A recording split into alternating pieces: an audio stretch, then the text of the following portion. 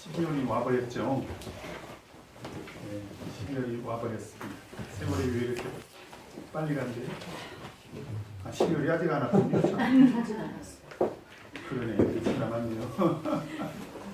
이번 주 토요일이 12월이구만요. 제가 12월이 빨리 오기를 기다리는 것 같습니다. 자, 오늘 제8과 청년아 일어나라, 누가복음 7장 먼저 본문 말씀 듣겠습니다. 누가복음 7장 11절에서 17절까지 말씀입니다. 한 절씩 읽겠습니다. 제가 먼저 읽겠습니다. 11절. 그 후에 예수께서 나인이라는 성으로 가실새 제자와 허다한 무리가 동행하더니 동문에 걸려 있으되 사람들이 한 주를 외워하니 이는 그 어미의 보좌요 우리는 과부다. 그 성에 양아치 사람도 그와 함께 나오거늘. 주께서 과부를 보시고 불쌍히 여기사 울지 말라 하시고 하나님과 그 발에 손을 대시니 열매를 살리기 성자 예수께서 가라사대 청년아 내가 일어나니 일어나라 하시니 죽었던 자가 일어났고 말도 하거늘 예수께서 그를 어미에게 주신대 모든 사람이 두려워하며 하나님께 영광을 올려가되 큰 선지자가 우리 가운데 일어나셨다고 또 하나님께서 자기 백성을 일어나셨다 하더라. 같이 읽겠습니다. 예수에 대한 소문이 온 유대와 사방에 돌고 터지자. 아멘. 오늘 이 시간에는 죽은 자를 살리신 이적을 통해서 같이 교훈을 받도록 하겠습니다. 이제 지금까지 그 이적과는 다르게 오늘 예수님께서 행한 이적은 죽은 자를 살리신 이적이죠. 이것을 우리가 생명 회복의 이적이다. 생명 회복의 사건이다. 이렇게 이제 말을 합니다. 그래서 공간 복음을 보면 예수님께서 세 차례 죽은 자를 살리신 내용이 나오는데 바로 첫 번째가 오늘 누가복음 7장에서 등장하고 있는 나인성 과부의 아들이죠. 나인성 과부의 아들. 그 다음에 두 번째로 바로 누가복음 8장에 또 등장합니다. 그죠? 누가복음 8장에 보면 회당장 야이로의 딸. 회당장 야이로의 딸을 살리시죠. 이거 12과 가서 공부할 겁니다. 12과에 가서 공부를 할 거고요. 그 다음에 세 번째로 요한복음 11장에 보면 나사로를 살리시죠. 나사로, 마르다와 마리아의 오라버니 나사로. 이것도 역시 저희가 이제 공부를 할 건데요. 19과에 가서 공부를 할 것입니다.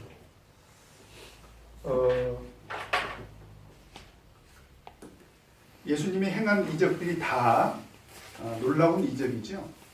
왜냐하면 인간의 능력을 초월한 이제 그런 이적이기 때문에 다 놀라운 이적입니다만 특별히 죽은 자를 살리신 이 이적은 우리가 가장 큰 이적이다. 이렇게 생각해 볼 수가 있습니다. 가장 큰 이적. 뭐 죽은 자가 살았다. 이거 얼마나 엄청난 일입니까? 그죠? 그러면 사실은 사람이 죽는 것은 순리잖아요. 다 죽어야 되고. 그런데 예수님께서 이런 그 생명 회복 사건을 통해서 우리에게 주시려고 하는 큰 교훈이 뭐냐? 두 가지가 있습니다. 두 가지가 있는데 하나는 뭐냐면 이 생명은 사실 누가 주관하십니까? 하나님이 주관하신다. 그래서 예수님은 생사화복의 주관자시다는 거죠. 이것이 우리의 사실은 신앙이 되어야 됩니다. 사는 것, 죽는 것, 그리고 우리가 복을 받거나 화를 당하는 모든 것이 사실은 그 주권이 누구에게 있다? 하나님께 있다. 그러니까 오늘 예수님께서 하나님이신 확실한 증거가 뭐냐? 오늘 예수님이 죽은 자를 살렸다는 거예요. 그러니까 예수님은 생사를 주관하시더라.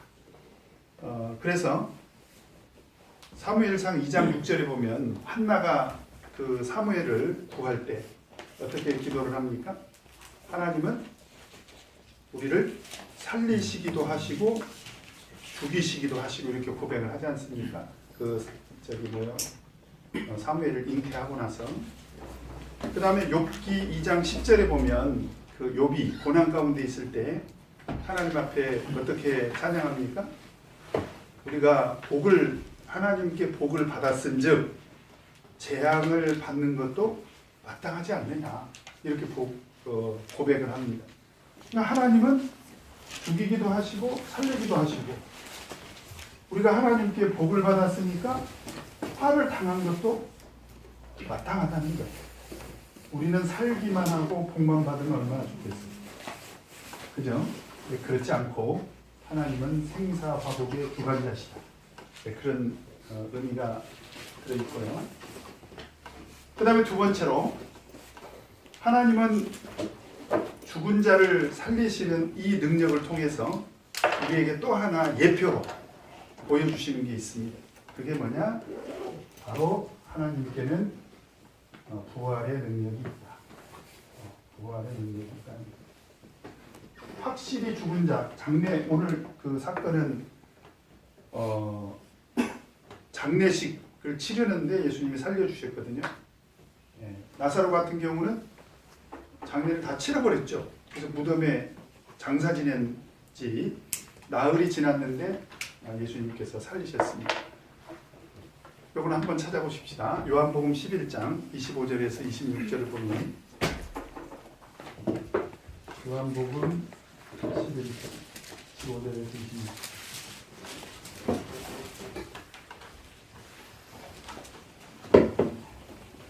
요한복음 11장 25절입니다. 같이 읽겠습니다. 시작. 예수께서 나를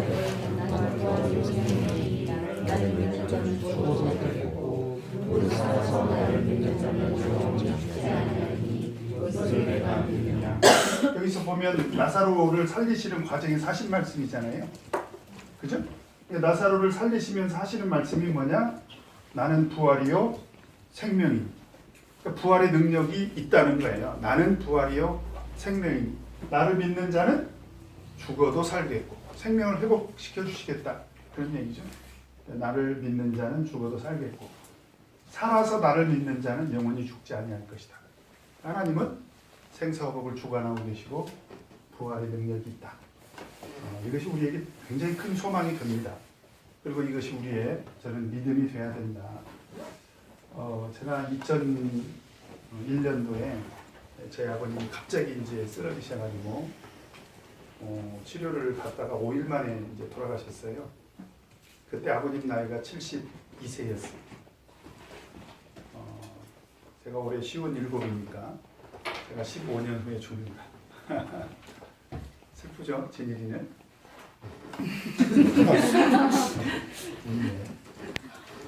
참 슬프더라고요.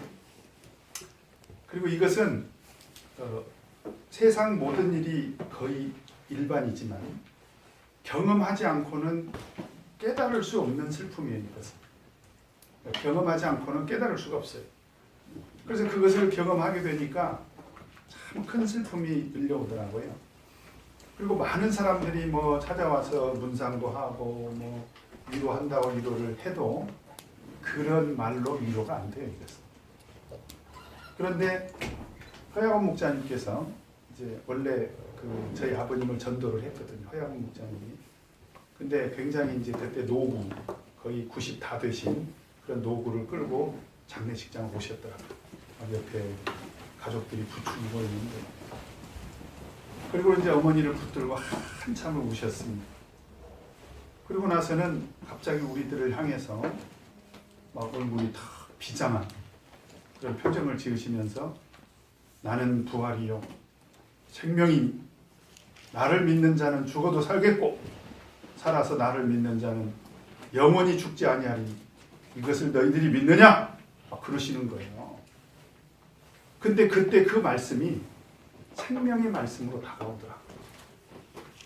그래서 비로소 그 말씀으로 위로가 되더라. 그러니까 사람이 한 말들은 사실 별로 위로가 안 돼요. 어떤 분들은 심지어 와가지고 아이고 아버님 오래 사셨으니까 호상이네요 그러는데 아이고 이거 참 화를 낼 수도 없고 그게 납득이 안 돼요. 뭐 90에 돌아가신들 그게 납득이 되겠습니까? 그 육신적으로 이 세상에서는 이제 다시는 만날 수 없는 그런 이별이기 때문에 이 죽음이 주는 슬픔이 가장 커요. 그런데 위로가 되더라고요. 그게 우리 믿음이기 때문에 그렇다. 그러니까 사실은 그런 부활의 능력을 우리가 믿게 되면 서로 우리가 어떤 육신적인 죽음으로 인해서 우리가 이별을 하게 되더라도 그것은 우리에게 큰 소망이 되고 위로가 된다. 저는 그걸 느꼈습니다. 그래서 바로 이 생명 회복 사건은 우리에게 예수님께 부활의 능력이 있다라는 것을 우리에게 교훈하고 있다라고 하는 것입니다. 자, 그러면 이제 오늘 본문 말씀을 통해서 같이 내용을 한번 살펴보도록 하겠습니다. 1번 같이 한번 읽겠습니다. 시작. 백부장의 하인을 치유하시고 예수께서 가신 곳은 어디인가? 11절에 보면 그 후에 예수님께서 그 전에는 어디 계셨죠? 가버나움에 계셨죠. 가버나움. 근데 예수님께서 나인이라는 성으로 가십니다. 그래서 이 나인이라는 성은 가버나움에서 한 40km 정도 떨어졌다고 하죠. 그러니까 그 시절에는 뭐 아주 가까운 거리는 아닙니다. 40km 정도면 100리가 되는 그런 거리죠. 그래서 가버나움에서 남서쪽에 해당이 되는 그런 지역이 있답니다. 그래서 나인이라는 성으로 가셨는데 이 나인이라는 도시 이름이 즐거움 그런 뜻이에요. 즐거움.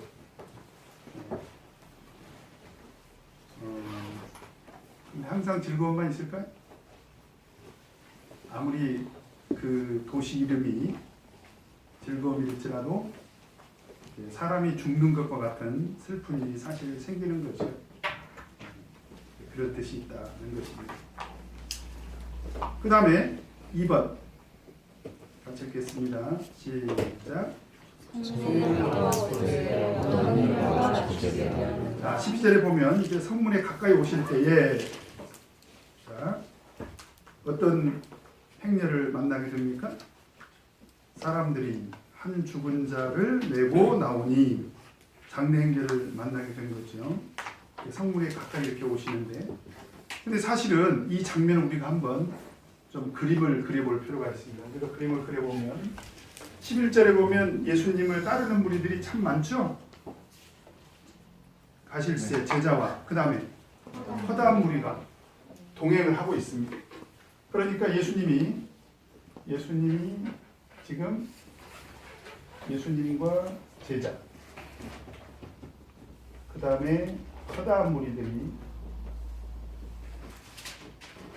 나인성을 향해서 가고 있습니다. 근데 정작 나인성에서는 어떤 일이 벌어졌느냐? 어떤 일이 벌어졌습니까? 사람이 죽어서, 그죠? 장례 행렬이 나오고 있더라. 그래가지고 딱 만난 거예요. 딱 만난 것입니다. 그래서 저는 이 장면을 보면서 사실은 이것이 우리 모든 인생의 저는 상황이라고 생각이 됩니다. 우리가 예수님을 만나는 그 순간, 이 어떤 순간이냐? 예수님은 뭐라고 말씀하셨습니까?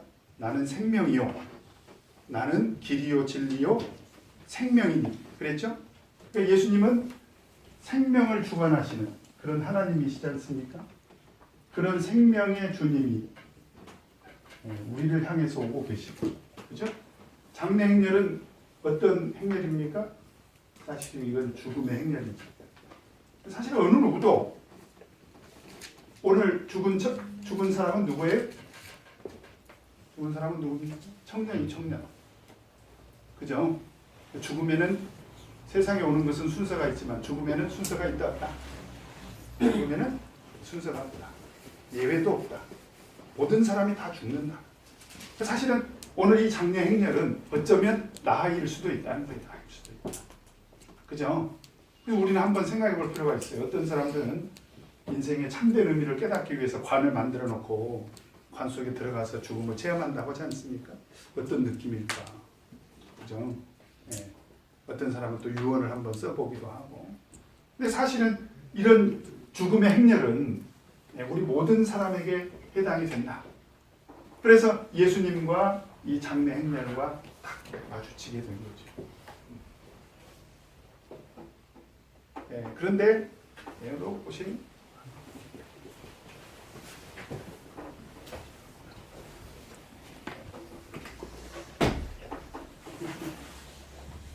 그래서 오늘 이 장면을 통해서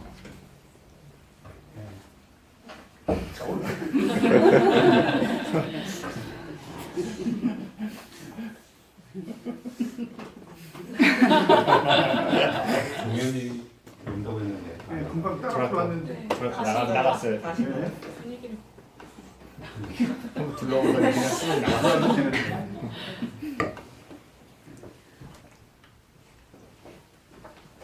그래서 오늘 이 장면을 통해서 우리가 하나 확실히 좀 깨달아야 되는 건 뭐냐? 모든 사람에게 죽음은 피할 수 있다 없다? 없다. 그래서 히브리서 9장 27절에 보면 한 번 죽는 것을 사람에게 정한 것이요. 그죠? 모든 사람이 다 죽는다는 거예요. 그래서 프랑스의 대문호 빅토르 유비고가 그런 멋있는 말을 했다고 하지 않습니까? 오늘의 문제는 싸우는 것이요. 내일의 문제는 이기는 것이요. 모든 날의 문제는 이기는 것이다. 사실은 죽음의 문제가 우리 인생의 가장 큰 문제지요. 그런데 결론적으로 말씀드리면 이 죽음의 문제는 누구를 만났을 때 해결될 수 있다는 거예요. 생명의 주님을 만났을 때 해결될 수 있다. 지금 그런 얘기입니다. 그러니까 우리가 어떤 사람은 그래요. 사람이 다 죽지, 맞죠? 그리고 또 어떤 사람은 그래요. 죽음은 끝 아니야? 그럴까요? 히브리서 9장 27절에 보니까 죽는 건 맞아. 한 번 죽는 것은 모든 사람에게 다 정한 것이야. 다 죽지 뭐 사람이니까 다 죽죠. 그런데 그걸로 끝이냐? 그렇지 않더라는 거예요. 그 후에는 뭐가 있습니까? 심판이 있다는 거예요. 그러면 뭐냐? 우리는 이 죽음의 문제를 해결해야 되는 그런 과제 속에 놓인 사람들이다. 그런데 성경이 말하고 있는 죽음은 사실은 육신적인 죽음만 있는 게 아니에요. 성경에서는 죽음에 대해서 세 가지를 이야기하고 있습니다. 첫째는 오늘 이 청년처럼 육신적인 그런 죽음을 의미하기도 하지만, 그죠? 육신적인 죽음. 두 번째로 영적인 죽음도 있다라고 하는 것입니다. 영적인 죽음. 그래서 오늘 이 청년이 죽었죠? 육신적으로 죽었죠? 그죠? 그런데 영적인 죽음도 있다. 에베소서 2장 1절을 보면 한번 찾아보십시다. 에베소서 2장 1절. 다시 한번 읽겠습니다. 시작. 너희로 허물과 죄로 죽었던 너희를 살리셨다. 뭐라고 되어 있습니까? 허물과 죄로. 그랬죠. 허물과 죄로 죽었던 너희를 살리셨도다. 그때 죽었던 것이 뭐예요? 영적으로 죽었었다. 영적으로 죽었었다. 그 다음에 세 번째로 영원한 죽음이 있습니다. 영원한 죽음. 영원한 죽음은 뭐예요? 우리 계시록 20장 14절.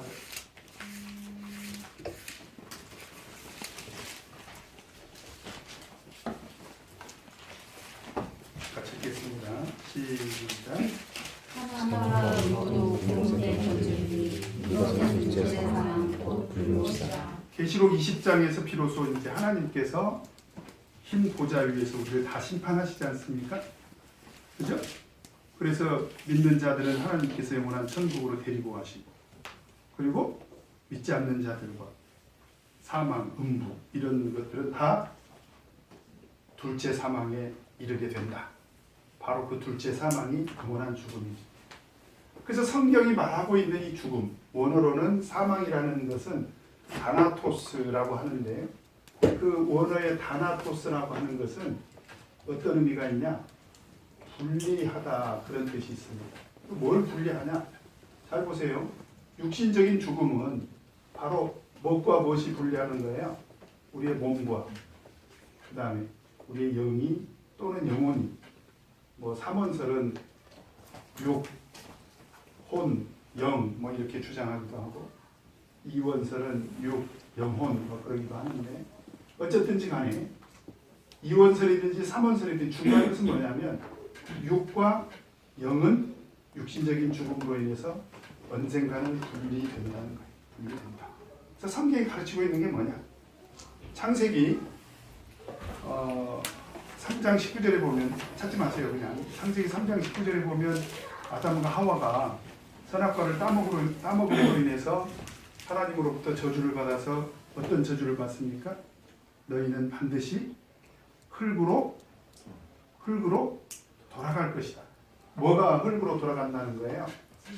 육신. 우리 몸을 흙으로 만들었거든요. 그냥 흙으로 돌아갈 거라는 거예요. 그럼 우리 영은 어떻게 될까요? 자, 이건 찾아보십시다. 전도서 12장 7절.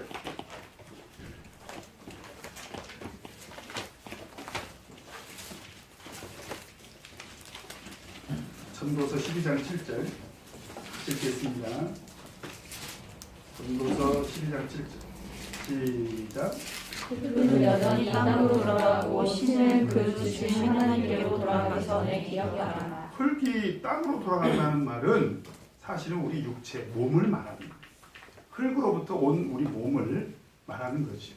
그러니까 우리 몸은 이제 죽으면 어떻게 돼요? 땅에 묻지 않습니까? 그리고 얼마 후에 가서 파보면 우리 몸이 남아있어요? 없죠. 흙화되는 거죠. 흙으로 돌아간다는 거예요. 육신은 이제 분리가 되는 거죠. 그리고 신은 뭐라고 그랬어요? 하나님께로 돌아간다는 거예요. 그때 그 신이 원어로 루하흐 그랬습니다. 루하흐. 이건 영이죠. 영을 말하는 거죠. 루하흐. 영을 말하는 거예요. 그러니까 우리 인간이라는 실체는 육신만으로 구성된 것이 아니라 영이 있다는 거예요. 그 다음에 두 번째로, 그러면 영적으로 분리된다는 것은 뭐냐? 영적으로 분리된다는 것은 바로 하나님과 우리 인간 사이가 서로 관계가 끊어졌다는 것을 말합니다. 뭘로 끊어졌습니까? 죄로 인해서. 그래서 에베소서 2장 1절에 보면은 허물과 죄로 인하여 죽었던, 그때 말하는 죽었던이라는 것은 하나님과 영적인 관계가 단절이 됐다는 거예요. 그걸 살리셨다는 얘기는 하나님과 인간 사이의 관계가 회복이 됐다는 것을 말하는 것입니다. 그게 성경이 말하는 의미예요. 그 다음에 그러면 영원한 죽음은 뭐냐? 바로 영원한 죽음은 천국과 뭐야? 지옥과의 분리를 말하는 것입니다. 무엇으로 인해서 천국과 지옥이 분리될 거냐? 뭘로요? 하나님의 심판으로 인해서. 하나님의 심판으로 인해서 천국과 지옥이 분리될 것이다. 지금 그런 얘기입니다. 그래서 사실은 오늘 이 청년의 죽음 앞에서 우리가 한 가지 생각할 것은 뭐냐면, 우리 사람에게는 단지 육신적인 죽음만 해결해야 될 문제가 아니라, 그죠? 영적인 죽음의 문제, 그 다음에 영원한 죽음의 문제도 사실은 동시에 해결해야 된다. 그러니까 우리 인간에게는 빅토르 유고가 말한 것처럼 모든 날의 문제는 죽음의 문제인데, 근데 그 죽음의 문제는 사실은 오늘 한 사람의 죽음을 통해서 우리에게 가르쳐주는 교훈은 뭐냐? 우리에게는 육신적인 죽음만 있는 게 아니라 히브리서 9장 27절에 보니까 한 번 죽는 것은 사람에게 정한 것이요 육신적인 죽음이 있다는 거예요. 근데 그 다음에 뭐라고 그랬어요? 그 후에는 뭐가 있다는 것입니까? 심판이 있다는 거예요. 그런데 그 심판은 사실 영적인 죽음과 영원한 죽음과 관계가 있다는 거죠. 그죠? 사람이 왜 심판을 받습니까? 죄로 인해서 심판을 받는 거죠. 그래서 로마서 6장 23절에 보면 뭐라고 되어 있습니까? 죄의 삭은 사망이요. 죄의 삭은 사망이요. 그래서 심판과 죄는 관계가 있고 바로 그것은 죽음으로 결론 지어진다. 그러니까 심판의 그 과정 속에서 우리가 죽음의 문제를 반드시 해결해야 된다. 지금 그런 얘기입니다. 그래서 오늘 이 청년의 죽음은 우리들에게 이런 죽음의 문제를 해결해야 되는 필연적인 그런 숙제를 던져주고 있다. 사실은 육신을 가진 인간에게 있어서 가장 큰 공포는 두려움은 죽음이죠. 죽음. 그죠? 지금 저는 그냥 그래서 강도가 나타나가지고 너 죽을래? 그러면 뭐라고 죽여? 그런 사람 없잖아요. 살려주세요. 그러죠. 죽음이 가장 큰 공포이기 때문에. 근데 사람들은 그것만 생각 안 나는 거예요. 근데 사실은 오늘 이 청년의 죽음 앞에서 우리는 반드시 2번, 3번도 동시에 생각해야 된다. 사실 오늘 사건이 주는 교훈이기도 합니다. 자, 그 다음에 3번 같이 읽겠습니다. 시작. 가정의 형편은 어떠했는가? 자, 12절에 보면 오늘 이제 장례식을 치르는 그 가정의 형편이 어떤 형편이었느냐? 사람들이 한 죽은 자를 메고 나오는데 이는 뭐라고 되어 있습니까?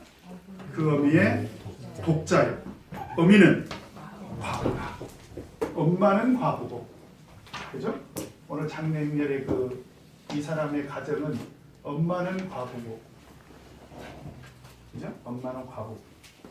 성경은 끊임없이 고아, 과부, 나그네를 돌봄의 대상으로 이야기를 하고 있습니다. 성경 제가 찾을 필요도 없어요. 성경에는 무수히 많죠. 그 중에 대표적으로 신명기 10장 18절에 보면 하나님께서는 고아와 과부를 신원하시고 그런 말씀이 있습니다. 나그네를 불쌍히 여기신다. 그래서 고아, 과부는 돌봄의 대상인데, 그런데 그 과부에게는 하나밖에 없는 독자가 있었는데 그 독자가 죽었다는 거예요. 하나밖에 없는 그 독자가 죽었어요. 그래서 이 상황은 우리 인간의 가장 비참한 상태를 사실은 이야기하고 있습니다. 하나밖에 없는 독자가 죽은 거죠. 네. 그 다음에 4번 같이 읽겠습니다. 시작. 예수께서는 독자를 잃은 과부를 어떻게 대하셨는가? 자, 13절에 보면 예수님께서 과부를 보시고 어떻게 여기십니까? 불쌍히 여기셨습니다. 친척들네? 친척들? 평소에 친하게 지냈습니까? 그건 우리가 모를 일이지만 상황을 보면 그러셨을 것 같지는 않아요. 그죠? 그냥 오늘 만난 것이니 만난 것이니. 그런데 오늘 예수님께서는 이 가정의 형편을 아셨을 거예요. 그리고 불쌍히 여기신 것입니다. 그러니까 하나님의 긍휼은요 조건이 없어요. 하나님의 사랑도 사실은 조건이 없습니다. 따라서 하나님의 구원도 사실은 조건이 없어요. 그래서 디도서 3장 5절에 보면 우리를 구원하시되 우리의 행한 바 의로운 행위로 말미암지 아니하시고 오직 그의 긍휼하심을 조차 그랬죠. 하나님 우리를 불쌍히 여기시기 때문에 우리를 구원해 주시는 거예요. 그러니까 사실 오늘 이적의 동기, 예수님께서 이적을 행하신 동기는 뭐냐? 불쌍히 여기셨다라고 하는 것입니다. 불쌍히 여기셨다는 거예요. 그래서 뭐라고 말씀을 하시느냐? 뭐라고 그래요? 뭐라고 하십니까? 울지 마라. 울지 마라. 이렇게 말씀을 하십니다. 사실은 좀 모순적인 말이죠. 네? 모순적인 말이 뭐냐면 인생의 가장 큰 슬픔은 아까 뭐라고 했어요? 죽음이라고. 죽음으로 인한 이별이죠. 그것도 하나밖에 없는 아들을 잃었습니다. 근데 거기 가가지고 울지 마라. 이게 말이 됩니까?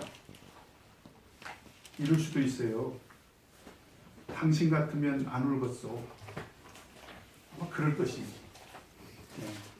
그 아들을 잃은, 자식을 잃은 엄마 입장에서는 우는 건 당연하지 않습니까? 그런데 오늘 예수님께서는 울지 마라. 여기서 울다는 말이 헬라어로 클라이오 그랬습니다. 언젠가 한번 들으셨죠? 클라이오. 이 말은 큰 소리로 울부짖다 그런 얘기입니다. 큰 소리로 울부짖다. 흐느껴 울다. 그러니까 죽음 앞에서 막 대성통곡하는 그런 큰 슬픔으로 이렇게 우는 것을 말하는 거죠. 그래서 사실은 죽음 앞에서 우는 것은 당연한데 오늘 예수님께서 울지 마라 이렇게 이 과부에게 예수님이 울지 마라 그렇게 말씀을 하십니다. 그렇게 흐느껴 울지 마라. 왜 그러셨을까요? 그것은 울만한 일이 아니어서 그럴까요? 만약에 그렇다면 예수님은 참 비정한 분. 그죠? 가령 자식이 울잖아요. 지금 뭐 우리 애기들이 울잖아요. 가끔 울죠. 근데 애들을 키우는 분들은 알지만 애들이 울 때는 다 이유가 있어요. 배고파서 울든지, 그죠? 예. 똥 싸고 오줌 싸고, 예. 끄급해서 울든지, 예. 또 넘어져서 아파서 울든지, 애들은 다 이유가 있어요. 근데 가가지고 엄마가 울지 마! 그럼 애들한테 위로가 됩니까? 그게? 지금 울 이유가 생겨서 울었는데, 그럼 가가지고 뭐라고 그래야 돼? 왜 그래? 왜? 엄마 배고파. 그래, 그럼 엄마가 밥 줄게. 그러지. 울지 마! 그런 부모는 사실은 무정한 부모죠. 비정한 거죠. 근데 오늘 예수님은 굉장히 불쌍히 여기면서 가서 울지 마라. 울어야 될 이유가 충분한 사람한테 가가지고 울지 마라 했다면 그건 예수님께서 비정한 게 아니고 사실은 여기에는 어떤 암시가 들어있느냐. 어떤 암시가 들어있습니까? 나는 생사와 복의 주관자다. 그러니까 생명을 회복시켜 주시겠다는 그런 암시가 있고 사실은 예수님은 이미 어떤 의지가 있습니까? 내가 생명을 회복시켜 주시겠다 라고 하는 의지가 담겨 있는 것입니다. 그래서 아까 제가 우리 아버님 돌아가셨을 때 어떤 말로도 위로가 안 됐는데요. 그죠? 어떤 말로도 위로가 안 됐어요. 만약에 어떤 분이 와가지고 목사님 울지 마세요. 모든 사람이 다 죽어요. 우리 아버지도 죽었거든요. 그건 한 1g 정도는 혹시 위로가 되려면 그렇구나 다 죽는다. 그건 위로가 안 돼요. 그렇죠? 그런데 허양원 목사님이 나는 부활이요 생명이니 나를 믿는 자는 죽어도 살겠고 살아서 나를 믿는 자는 영원히 죽지 아니하리니 이것을 내가 믿느냐? 그러니까 부활의 능력이 딱 내 마음속에 들어오니까 위로가 되더라는 거예요. 그러니까 이것이 진정한 위로가 되더라는 거죠. 이것이 진정한 위로가 됩니다. 울지 마라. 그 음성을 사실 우리가 들어야 돼요. 울지 마라. 따라서 해보십시오. 울지 마라. 그래서 성경을 보면요. 이런 말씀들이 많아요. 데살로니가전서 4장 13절 한번 보도록 하겠습니다. 데살로니가전서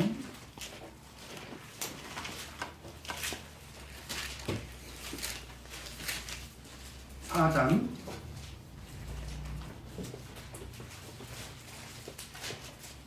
13절 같이 읽겠습니다. 시작. 형제들아 다른 자들에 관하여는 너희가 의지하는 사람을 원치 아니하니 이는 소망 없는 자들과 같이 슬퍼하지 않게 하려 함이라. 자, 여기서도 보니까 바울 사도가 자는 자들을 이야기하고 있는데 여기서 자는 자들은 누구를 말하는 거예요? 죽은 자들을 말하는 것입니다. 예, 우리 14절을 보면 우리가 예수에 죽었다가 다시 사심을 믿을진데 이와 같이 예수 안에서 자는 자들도 하나님이 저와 함께 데리고 오시는 예수님의 죽은 것을 이야기한 것으로 봤을 때 여기서 자는 자들은 틀림없이 누구다? 죽은 자들을 말하는 거죠. 그래서 16절에 보면 주께서 호령과 천사장의 소리와 하나님의 나팔로 치니 하늘로 쫓아 강림하시리니 그리스도 안에서 죽은 자들이 먼저 일어나고 그랬잖아요. 그럼 죽은 자들을 말하는 거예요.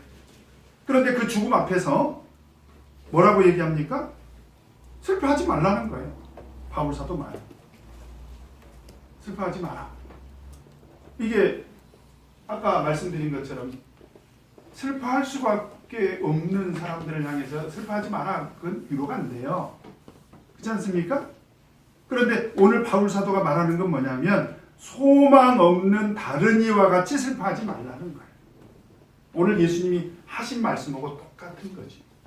오늘 예수님께서는 소망이 있잖니 아니에요. 소망이 있잖니. 어떻게? 내가 살려주마.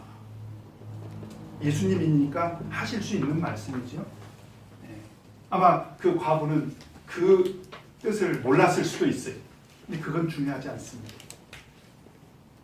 그 과부가 예수님께서 그 아들을 살려주실 것을 울지 말라는 음성을 듣고 믿었든 안 믿었든 그건 중요한 게 아니에요.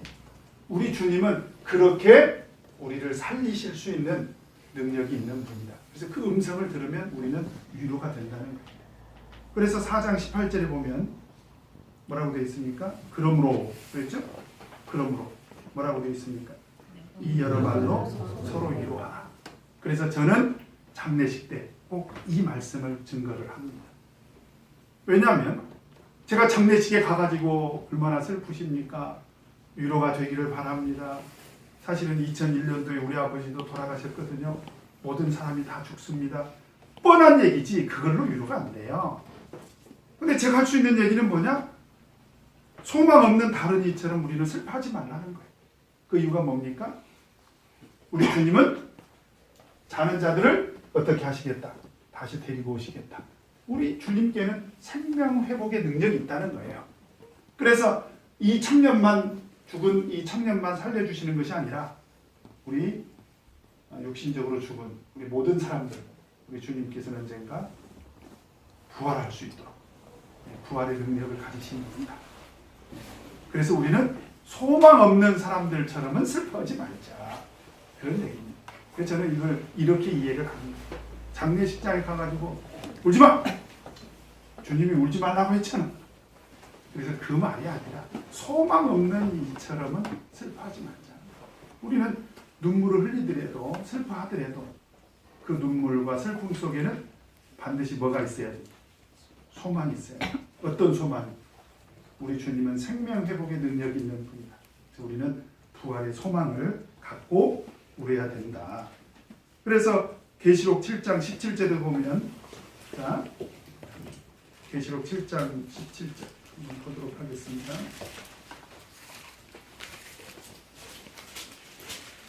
계시록 7장 17절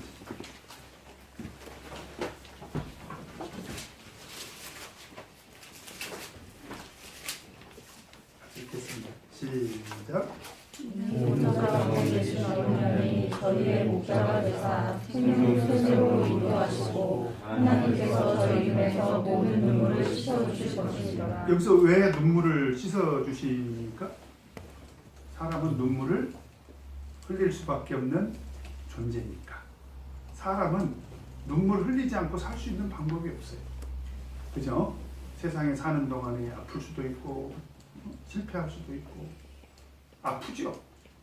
심지어 죽기도 하고 그것으로 인해서 우리는 슬픔을 느낄 수밖에 없습니다. 눈물을 흘릴 수밖에 없어요. 근데 그 눈물은 진정으로 누가 닦아주셔야 위로가 되냐? 누가 닦아주셔야 된다는 거예요. 하나님께서 우리 눈물을 닦아주셔야 됩니다. 그러니까 오늘 울지 마라! 그 얘기는 내가 내 눈물을 닦아주겠다. 지금 그런 그죠? 우리는 그 음성을 들어야 돼요. 울지 마라! 그 음성을 들어야 됩니다. 하나님의 위로의 음성이죠. 그리고 5번 같이 읽겠습니다. 시작. 그리고 이 청년을 살리시기 위하여 어떻게 말씀하십니까? 그 말씀 보기 전에 다시 우리 누가복음으로 돌아가세요. 누가복음 8장을 보면 누가복음 8장 52절도 한번 찾아보도록 하겠습니다. 누가복음 8장 52절은 그 회당장 야이로의 딸을 살리실 때 예수님께서 똑같은 말씀을 하시잖아요. 8장 52절. 같이 한번 읽겠습니다. 시작. 모든 나를 위하여 울면 통곡하매 예수께서 이르시되 울지 말라 죽는 것이 아니라 잔다. 여기서도 울지 마라 그러잖아요. 그 얘기는 무슨 얘기냐면 모든 사람은 이런 상황에서 운다는 거예요. 그게 당연한 거예요. 저는 당연하다고 봅니다. 울어야지요. 그 울어야 사람이죠. 그런데 우리 주님은 그래도 울지 말라는 거예요. 그러면서 그 다음에 뭐라고 말씀하십니까? 죽은 것이 아니라 잔다. 내가 깨워주겠다. 내가 깨워주겠다. 내가 살려주겠다. 그런 얘기죠. 이게 진정한 위로라는 것입니다. 자, 그 다음에 14절을 보면, 그리고 이제 예수님은 이 청년을 살리시기 위해서 어떻게 하셨습니까? 14절에 보면 가까이 가셨습니다. 지금 장례 행렬입니다. 사실은 인간적으로 보면 예수님하고 관계가 있어요, 없어요? 관계가 있어요, 없어요? 없죠? 여러분 혹시 분산 가봤어요, 분산? 네? 그 입관식 이렇게 참석해봤어요? 분산 가가지고 관도 만지고 막 시신도 만지고 그래요. 그렇게 못하잖아요. 근데 예수님은 가까이 가셨다는 거예요. 예수님 가까이 가셨습니다. 심지어 관에다가 어떻게 했습니까? 손까지 대셨습니다. 이것은 율법적으로 문제가 있는 행동이에요. 사실. 민수기 19장 11절에 보면 시체를 만지지 말라고 했습니다. 그러면 7일 동안 부정하다고 했어요. 관을 만지는 것은 사실은 시체를 만지는 것이나 다름이 없는 거죠. 그죠? 근데 예수님은 만지셨습니다. 그러니까 이런 것들을 놓고 오해하시는 분들은 예수님은 율법을 어기셨다. 근데 그게 아니고 오늘 예수님은 시체를 만져도 된다. 율법의 시체를 만지는 것은 부정하다고 했는데 사실은 그렇지 않다. 그러려고 만지신 게 아니라 살리시려고 만진 거예요. 그러니까 이것은 율법을 어겼다고 볼 수가 없는 거예요. 자, 이해가 되십니까? 그러니까 오늘 죽은 자를 예수님은 살리실 목적으로, 그죠? 살리실 목적으로 가까이 가셨고 그 관에도 손을 대신 거죠. 그리고 예수님께서 뭐라고 말씀하십니까? 그 과부에게는 울지 마라 이렇게 말씀하시고, 이제 이 독자 청년이죠, 청년. 이 청년에게 예수님께서 뭐라고 말씀하시죠? 청년아, 청년아, 뭐라고요? 일어나라. 청년아, 일어나라. 형수 형제 일어나라. 그 얘기입니까? 여기서 일어나라. 이 말은 헬라어로 에게이로라는 단어인데요. 깨우다 그런 뜻입니다. 깨어나라. 그러죠. 근데 이 단어가 언제 제일 많이 쓰이냐면 잠자고 있습니다.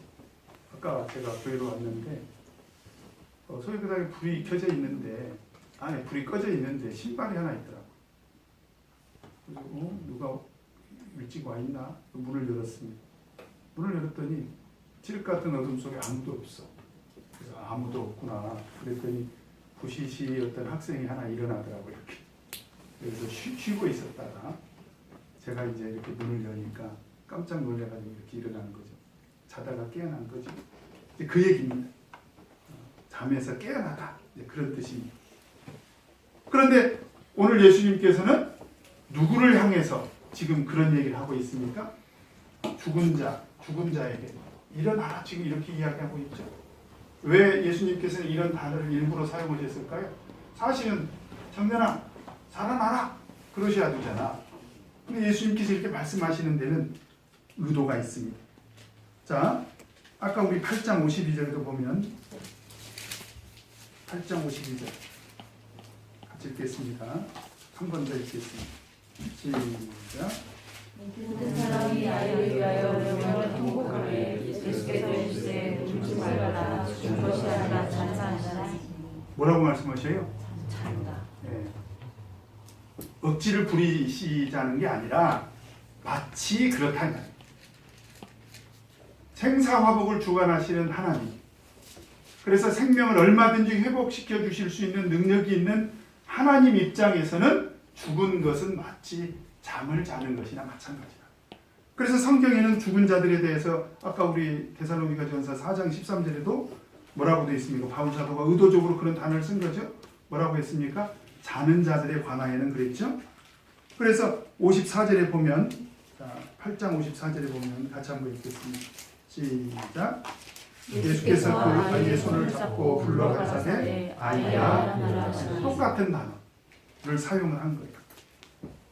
에게이로 깨운 거죠. 깨우는 말입니다. 아예 요한복음 11장에서는 이런 말씀을 아예 하셨어요. 요한복음 11장 11절.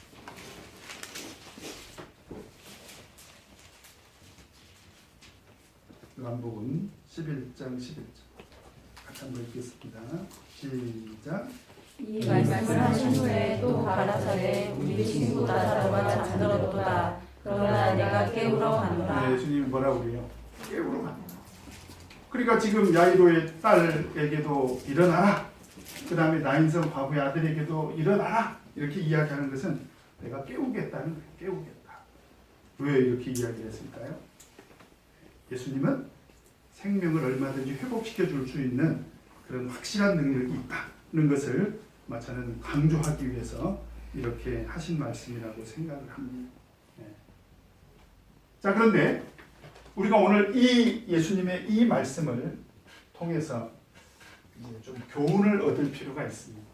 왜냐하면 지금 이 청년의 죽음은 단지 육신적인 죽음의 문제만으로 끝나는 문제가 아니라 사실은 이 청년은 우리 인간을 대표해요. 이게 나일 수도 있다는 거죠. 그런데 인간은 육신의 죽음으로 끝나는 것이 아니라 히브리서 9장 27절에 보면 한 번 죽는 것은 사람에게 정한 것이요 그 후에는 뭐라고 했어요? 심판이 있으리니. 심판을 왜 받습니까? 영적으로 죽게 되면 심판을 받는 거예요. 그래서 영적으로 죽은 사람들에게는 하나님의 영원한 심판으로 영원한 죽음에 이르게 되더라. 그래서 그 형벌이 뭘로 다가옵니까? 지옥의 형벌로 다가오게 되더라.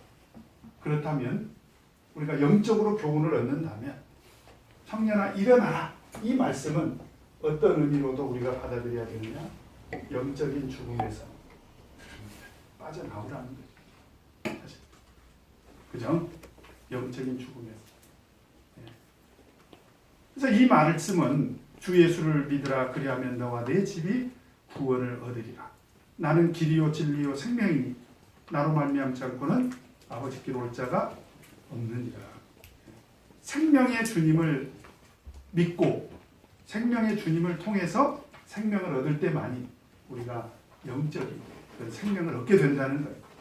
그래서 그런 영적인 죽음에서 벗어나야 우리는 영원한 죽음의 심판을 면하고 영원한 생명을 얻게 된다는 것입니다. 그런 얘기예요. 그죠? 그래서 이 말씀 속에는 저는 두 가지 의미도 동시에 들어있다. 육신적으로 죽은 청년에게 일어나라. 그래서 잠에서 깨어나라. 죽음에서 빨리 일어나라. 그런 의미도 있지만 영적인 죽음에서 우리에게 일어나라는 거죠. 영적인 죽음이 있다는 것입니다. 그 다음에 실질적으로 이 말씀은 예언적인 말씀이기도 합니다.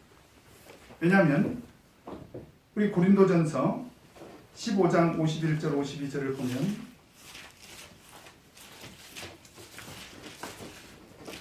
고린도전서 15장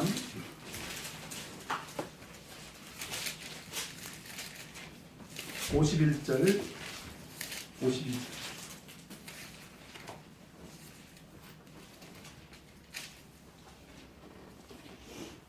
같이 읽겠습니다. 시작. 보라 내가 너희에게 예비를 말하니 우리가 다 잠잘 것이 아니요 마지막 나팔의 순식간에 혼이 다 변화하리니 나팔 소리가 나매 죽은 자들이 썩지 아니할 것으로 다시 살고 우리도 변화하리라. 여기서 보니까 비밀을 말하겠는데 그 내용이 뭐예요? 우리가 다 잠잘 것이 아니에요. 여기서 말하는 잠자는 것은 뭘 말하는 것입니까? 죽음을 말하는 거예요. 그래서 그런 죽음 속에 있을지라도 마지막 나팔, 이 마지막 나팔이 계시록과 관계가 있죠. 몇 번째 나팔입니까? 7번째 나팔. 그 마지막 나팔에 순식간에 호련히 변화하리니 나팔 소리가 나매 죽은 자들이 썩지 아니할 것으로 다시 살고 우리도 변화하자. 그러니까 오늘 이 청년아 일어나라 이런 것은 영적으로 보면 계시록에서 이야기하고 있는 마지막 나팔 소리라는 거죠. 마지막 7번째 나팔 소리. 마지막 나팔 소리를 듣게 되면 우리는 어떻게 된다는 것입니까? 영원한 생명을 영적 죽음에서 벗어나라. 그런 얘기고 어떻습니까? 영원한 생명을 얻게 해주겠다. 부활에 참여하게 해주겠다. 부활에 참여하라는 그런 하나님의 권능의 음성을 들으라는 것입니다. 그래서 우리는 그 음성을 항상 듣고 살아야 돼. 영적인 죽음에서. 그래서 실제로 보면 영적으로 죽어 있는 사람들이 있어요. 있죠? 어떤 그 사람이 예수님께 와가지고 우리 아버지를 좀 장사 지내고 예수님을 따르게 해 주십시오. 이렇게 요청을 했지 않습니까? 그래서 예수님께서 뭐라고 말씀하시죠? 죽은 자는 죽은 자들로 장사 지내게 해라. 그때 죽은 자는 아버지를 말하는 것이고 죽은 자들로 장사 지내게 하라는 건 뭐예요? 영적으로 죽은 자들을 말하는 것입니다.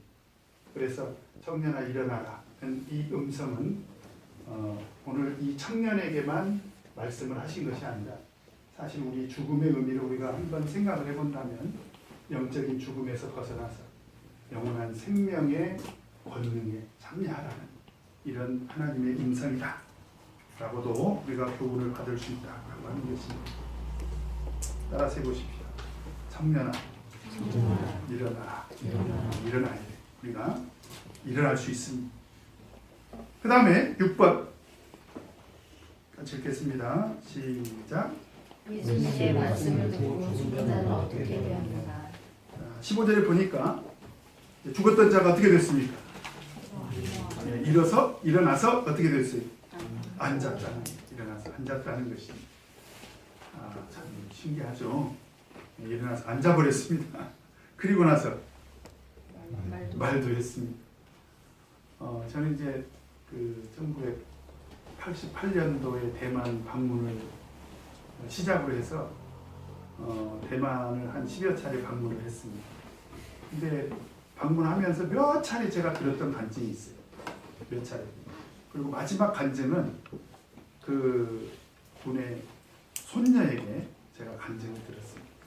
근데 어떤 간증을 들었냐면 아리산에 가면 낙야교회라는 데가 있어요. 낙야. 혹시 가보신 분 있어요? 아리산에 가면 낙야교회 산에 낙야교회가 있는데 일제시대 때 있었던 일이래요. 그때 이제 핍박이 너무 심해가지고 신도들이 다 교회를 떠났답니다. 그러나 그러니까 이제 예배가 이루어지지 않는 거죠. 신도들이 다 교회를 떠났고. 그래도 그 신앙을 유지하고 있는 소수가 있었나 봐요. 그러던 중에 어떤 아주머니가 이제 병이 들어가지고 죽어가니까 몇몇 신도들이 우리 가서 위해서 기도하자. 가서 기도했는데 결국 이제 숨이 끊어져 버린 거예요. 맥박을 짚어도 맥박이 뛰지 않고 숨도 안 쉬고 완전히 이제 돌아가셔 버린 거죠. 이제 장례를 치러야 되지 않습니까? 근데 이 사람들이 믿음이 특별했던 모양이에요. 그래도 하나님의 불쌍히 의심이 있을 수 있지 않냐. 여기 한번 기도해보자. 그냥 계속 기도를 한 거예요. 그런데 한참 기도를 하다 보니까 갑자기 이 죽었던 아주머니가 하고 숨을 쉬기 시작하는 거예요. 그러더니 갑자기 말을 하더래요. 그런데 말소리가 아니라 찬송 소리들하는 거죠.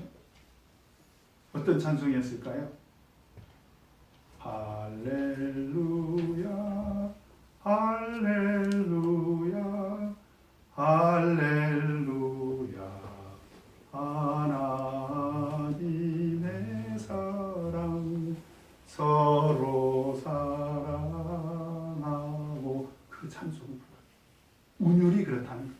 가사는 이제 나중에 붙인 거고요. 그리고는 벌떡 일어나더래요. 찬송 부르고 나서. 그럼 사람들이 놀란 거죠. 어떻게 된 거냐. 하나님 나라를 갔다 왔다는 거예요. 너무 좋더래. 그래서 다시는 오고 싶지 않았는데 하나님의 사자가 다시 세상에 내려가라고. 난 여기가 너무 좋다. 그러니까 아니다. 내려가서 사람들에게 하나님의 사랑을 꼭 전하라고 사명을 주시더래요.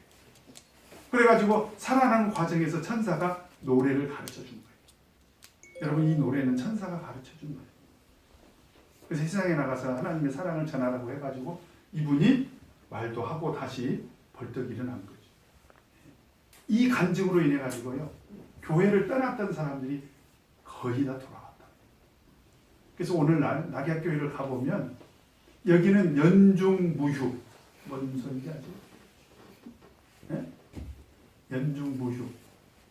1년 중에 손짓맞이를 쉬는 날이 없어요. 아리산이 너무나 유명하고, 그래서 전 세계적으로 모든 참예수교회 신도들은 대만 방문 코스에 아리산 낙약교회를 꼭 넣어달라고 합니다. 우리가 갔어요. 우리가 이제 제가 강남교회 있을 때도 가고, 뭐 전주교회 있을 때도 가고, 어디서도 갔죠. 대방에서도 가고, 뭐 하여튼 제가 대만 방문을 갈 때마다 낙약교회를 받아주셨는데, 한 번은 저희들이 갔더니 전신도들이 막 마당에 나와가지고 우리를 영접해 주시고, 그리고 보니까 한쪽에 바베큐를 하고 있는데 산돼지를 잡았대요. 그리고 그걸 이제 바베큐를 하고 있다. 근데 참 특이한 것은 애들이 쪼그리고 앉아가지고 그 바베큐 굽는 걸 보고 있는 거예요. 그래서 저는 진짜로 그렇게 생각했어요. 아, 애들이 먹고 싶어 하는구나. 근데 가서 보니까 이제 상이 이렇게 다 차려져 있고, 우리 보고 이제 식사하시라고. 우리가 먹고 있는데 애들이요, 접시에다가 그 바베큐를 들고 오는데 애들이 막 거의 흥분 상태예요. 그러면서 기쁜 마음으로 막 계속 바베큐를 구워가지고 막 애들이 깔깔거리면서 계속 와서 이렇게 접대를 하는 거예요. 그때 제가 깨달은 것은 어른들이 모범을 보여주지 않았으면 애들이 그렇게 접대를 할 수 있을까? 제 착각이었던 거예요. 저는 애들이 먹고 싶어서 고기 앞에서 침 삼키고 그런 줄 알았더니, 그리고는 애들이요 이렇게 엿보고 있어요. 아마 그때는 먹고 싶어서 그랬는지. 근데 눈치 없이 우리가 막 다 먹으니까 오이도 먹자니 다 먹지 말라고. 이거 우리가 남긴 거 가지고 이제 이 사람들이 나중에 먹는다고. 그때도 정신 차리고 조금 남겨줬는데 미안하더라. 제가 왜 그런 얘기를 하냐면, 그런 죽음을 이긴 그런 간증, 생명회복 사건에 대한 그런 간증이 있는 교회는 사랑이 살아있더라는 거예요. 오늘 우리도 마찬가지입니다. 우리가 이런 청년아 일어나라! 사실은 이런 음성 속에는 그런 생명회복 사건으로 인해서 낙약교회가 사랑의 접대를 했던 거죠. 앞으로 저는 우리 교회도 꼭 이런 사랑의 접대를 잘할 수 있는 그런 교회가 되기를 바랍니다. 이번에 접대하시느라고 애쓰셨죠? 몰라요, 누가 다녀가셨는지. 네. 좀 감사하죠. 어쨌든 이분들은요, 대만에서 일생을 헌신하셨던 백전 노장들입니다. 우리 강남에서 저희들이 목자 연수회 하는 동안에 다녀가셨는데 찬양을 하시면서 우시더라. 우리도 목자들이 정성껏 찬양을 불러드렸습니다. 그리고 강남교회에서도 이제 사랑의 접대를 했고, 그리고 이제 어제 대련 총회를 들러서 사실은 대방교회 와서 밥 한 끼 먹고 하룻밤 자고 또 다음날 아침 식사 교회에서 정성껏 접대받고, 어제 저녁에는 대전교회 가서 저녁 식사하고 가셨는데 헌금을 120만 원이나 하고 가셨대요. 네. 왜 그럴까요? 그분들에게는 그 접대받은 것에 대한 또 감사함이 있는 거죠. 그러니까 그런 것들을 통해서 우리는 우리의 어떤 그 사명도 저는 좀 일깨웠으면 좋겠다. 그 요나가 그 예수님이 하나님이 니누에로 가라, 그러니까 다시생 배를 타고 가면서 잠을 자지 않습니까? 그러니까 선장이 깨우잖아요. 뭐라고 깨워요? 자는 자여 어찌니요. 사실 우리가 교훈을 받는다고 한다면 우리 사명도 일어나야 되겠죠. 잠에서 깨어나야 됩니다. 바로 그 음성을 들어야 되겠죠. 그래서 예수님 말씀을 듣고 죽은 자가 이렇게 살아나서 말을 하고 뿐만 아니라 예수님께서 어떻게 하십니까? 네? 예수님께서 어떻게 살아난 그 아들을 어떻게 너희에게 주죠? 가장 큰 선물, 그죠? 죽었던 아들이 다시 살아오는 것 얼마나 큰 선물입니까? 하나님의 가장 큰 사랑을 또 예표합니다. 그 다음에 7번 같이 읽겠습니다. 시작.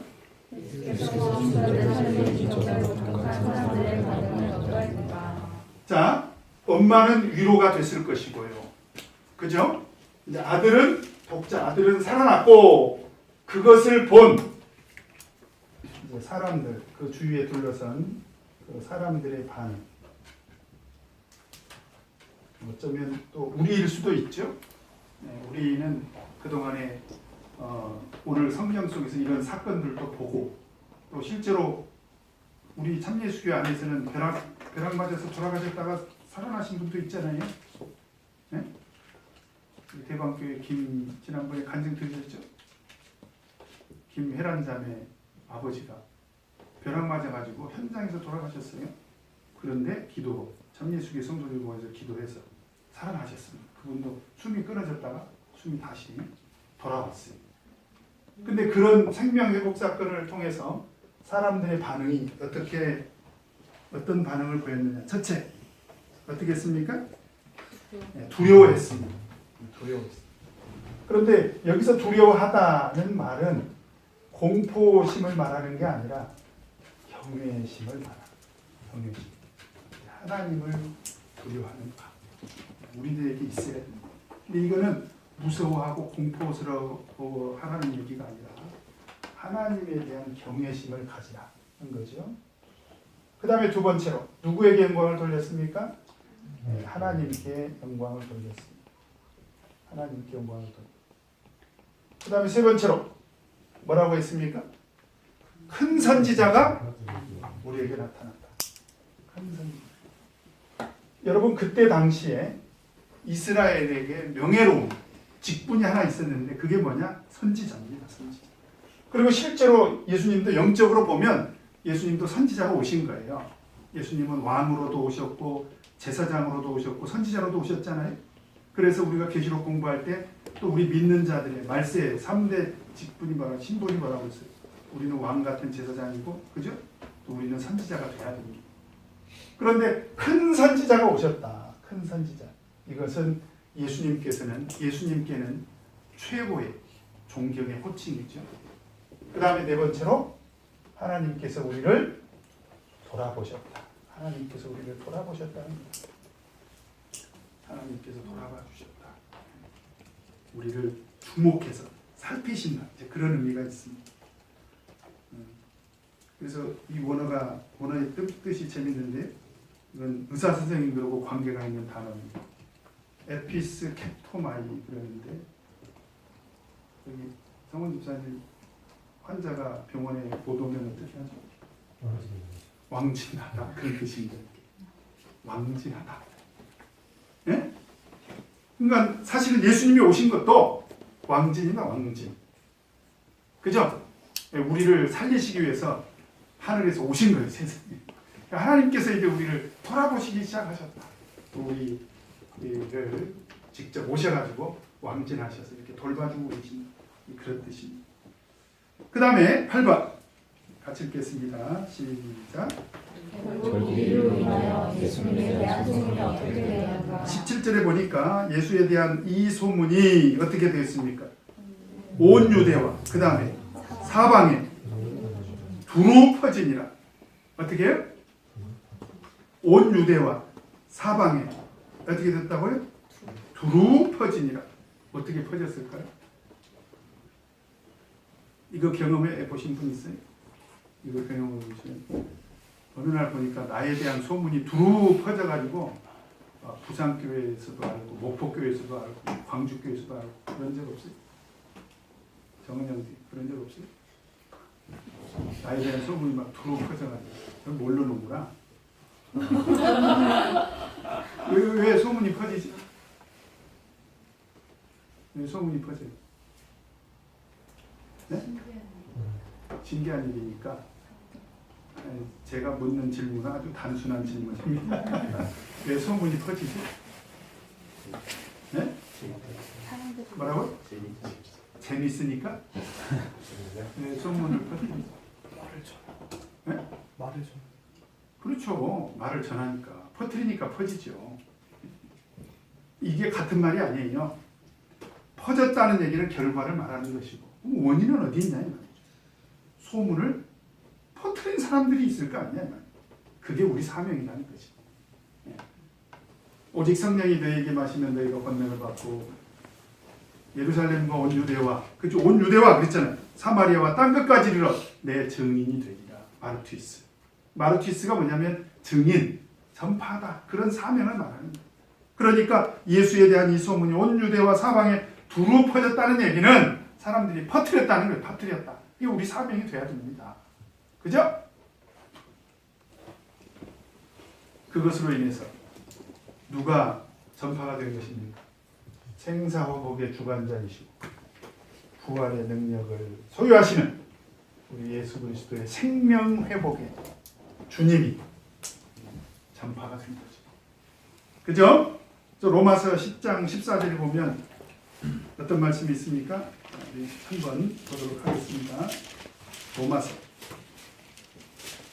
10장 14절 15절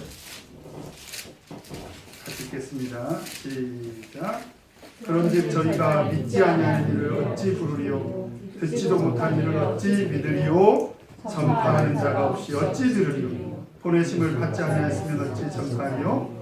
기록된 바 아름답도다. 좋은 소식을 전하는 자들의 발이여. 그래서 사실은 우리는 뭐 이웃, 형제, 자매들의 그런 허물이나 그런 허점을 단점을 퍼뜨릴 것이 아니라 뭘 퍼뜨려야 돼요? 우리는 사실 생명회복의 주님, 생사복을 주관하시고 부활의 능력을 소유하시는 우리 주님의 능력을 우리가 퍼뜨려야 됩니다. 아시겠습니까? 그것이 또 우리의 사명이기도 하다. 그래서 오늘 청년아 일어나라는 이 생명회복의 사건은 우리에게 큰 교훈이 됩니다. 육신적으로만이 아니라 영적으로 고난 죽음에서 우리를 건져주시는 하나님의 권능의 소리다. 이 마지막 나팔 소리에 이 권능의 소리를 듣고 예수님이 오셔가지고 천군천사와 함께 빰빠라를 주님께서 울려주시면서 빰빠라빰빠빰 빰빠바 나지훈 일어나라 이렇게 하시면 내 주님하고 펄떡 일어나보겠죠. 그죠? 그걸 우리가 상상을 해야 돼. 그런 부활의 소망을 가지고 신앙생활을 열심히 하시기 바랍니다. 자, 우리 17페이지 내 삶에 적용하는 1번 같이 한번 보겠습니다. 시작.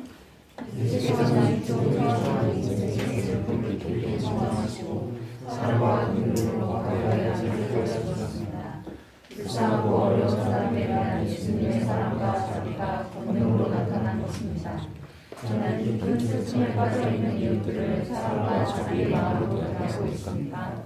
나는 하나님의 사랑과 자비로 인하여 치유의 권능을 체험한 일이 있으십니까? 제가 이렇게 교회에서 이제 있다 보니까 거린들이 많이 와요. 거린들이 불쌍한 사람이에요? 안 불쌍한 사람이에요? 네? 불쌍해? 네. 근데 거린 부자도 있어요. 가끔 방송을 보면 지하철 다니면서 막 구걸하잖아요. 기자가 따라가 보니까 아파트에 산대요. 그런 사람들. 근데 그런 의심이 생기니까 안 불쌍할 수도 있잖아요. 근데 저는 꼭 돕습니다. 적은 돈이라도 그 사람에게 꼭 도와요. 그 이유가 있어요. 언젠가 우리 선배 목사님 중에 한 분이 그런 얘기를 하더라고요. 그 선배 목사님도 저하고 비슷한 과정을 겪었더라고요. 하나도 안 불쌍한 생각이 들더라는 거야. 왜? 멀쩡한 사람이 가서 일해가지고 돈을 좀 벌고 해서 먹고 살면 더 떳떳하고 할 텐데 내가 이렇게 도와주는 게 이 사람을 돕는 게 아니야. 이 사람은 이것 때문에 평생 구걸하고 살 거야. 그래서 돌려보내기도 했다는 거예요. 근데 어느 날 또 한 사람이 왔는데 문득 그런 생각이 들더래요.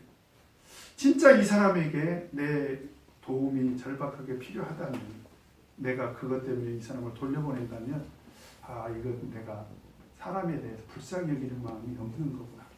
참 부끄러운 생각이 들더라고요. 그래서 그때부터 적은 돈이라도 교회 온 사람은 항상 도왔답니다. 그래서 제가 그 얘기를 듣고 마음에 새겼습니다. 나도 불쌍히 여기는 마음이 있어야 되겠다. 내가 사실은 내가 이 사람이 불쌍한 사람인지 이 사람이 불쌍한 사람인지 사실은 모르죠, 내가. 근데 더 중요한 건 뭐냐면, 내가 그 사람을 분별해가지고 당신은 불쌍한 사람이 아니야, 그래서 안 돕고, 불쌍해, 근데 돕고, 그거보다 더 중요한 건 내가 불쌍히 여길 줄 아는 마음이. 그래서 저는 그때부터 어떻게 했느냐, 단골 손님은 조금 주고요. 그 다음에 이제 처음으로 오신 분은 이제 좀 많이 주고, 그렇게 했습니다. 그랬더니 한 번은 제가 전주에서 목회하다가 이제 자주 오는 단골 손님이 있어요. 이제 장항으로 가가지고 장항에 있는 청년들을 데리고 전주 시내를 가고 있는데, 신호등 앞에서 신호대기 하고 있는데 어떤 분이 이렇게 손짓을 하는 거예요. 그래서 목사님 누가 손짓해요? 그러니까 그 거린이 단골 손님이 목사님 안녕하세요 그러면서 어디로 가셨어요? 그래서 장항으로 갔습니다. 그랬더니 한번 찾아뵐게요. 교통비가 더 들 텐데. 그래서 이제 이렇게 불쌍히 여기는 그런 것들을 고맙게 생각하니까 막 그런 것이 아닌가. 우리도 사실은 뭐 우리가 얼마나 돕겠습니까? 그런 불쌍한 사람들 돕는다고 뭐 우리가 10만 원, 100만 원 돕는 것도 아니잖아요. 그죠? 그래서 불쌍히 여기는 마음이 우리에게 좀 있었으면 좋겠다. 그런 말씀입니다. 그 다음에 2번 같이 읽겠습니다. 시작. 예수께서는 저들을 들고 슬픔에 빠진 과부에게 울지 말라고 하시며 위로해 주신다. 이는 슬픔에 대한 단순한 위로의 차원이 아니라 예수님 자신이 슬픔의 원인을 근본적으로 해결해 주시는 능력이 있음을 보여주시므로 진정한 의미의 위로를 주시기 위함입니다. 나는 깊은 슬픔에 빠져 있을 때 하나님의 위로하심을 경험하신 일이 있습니까? 저는 경험을 했잖아요. 그죠? 그러고 보니까 저도 위로할 때는 무엇으로 위로하게 되더라? 하나님 말씀으로. 그리고 진정한 위로자 되시는 하나님으로 이렇게 위로하게 되더라. 그런 위로를 우리가 경험을 해야 된다는 것입니다. 그 다음에 3번 같이 읽겠습니다. 시작. 주자 되어 가슴속에 들어가 있던 과거의 독자는 청년아 내가 내게 말하노니 일어나라는 예수님의 말씀을 살아났습니다. 예수님은 생명의 주인이시며 부활의 능력을 수고하신 분임을 알 수 있습니다. 나는 예수님을 생사하고 중하시는 나의 생명의 주인으로 믿고 있습니다. 나는 예수님의 능력으로 말미암아 장차 영광의 부활에 참여하고 싶습니다. 그 바울 사도가 그런 고백을 했죠. 나는 날마다 죽노라 그랬죠. 날마다 죽노라는 말은 동시에 사실은 날마다 무엇을 경험했다는 거예요? 하나님의 부활의 능력을 경험했다는 거죠. 사실 청년아 일어나라는 주님의 음성을 들은 거죠. 그렇지 않습니까? 영적으로 죽었던 그 죄와 그 사망에서 벗어나는 그런 저는 영적인 체험을 했다고 생각을 합니다. 그 다음에 적용 포인트 같이 한번 읽겠습니다. 시작. 예수께서는 주님을 지으실 뿐만 아니라 죽은 살리시는 놀라운 기적을 행하셨습니다. 예수님은 생명의 전자이심을 알 수가 있습니다. 믿는 자에게는 죽음까지도 해결할 수 있는 생명과 부활의 능력을 베풀어주신 주님의 은혜에 감사드리며 살아가십니다.